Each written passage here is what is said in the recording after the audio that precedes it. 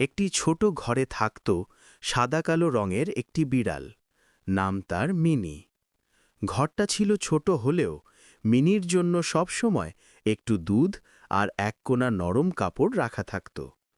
রাতে সবাই ঘুমিয়ে গেলে মিনি জানালার পাশে বসে চাঁদ দেখে মৃদু গুঞ্জন করত।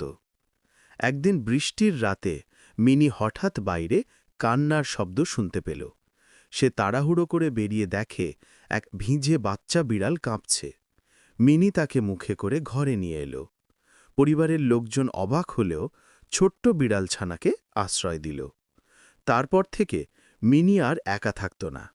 ছোট্ট ঘরটা যেন আরও প্রাণবন্ত হয়ে উঠল।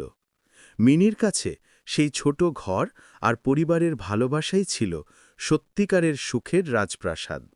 সুন্দর গল্প আর মজার গল্পের জন্য ন্যাচারাল ভিউ চ্যানেলটিকে লাইক ও সাবস্ক্রাইব করুন, পাশে থাকুন। আল্লাহ হাফেজ।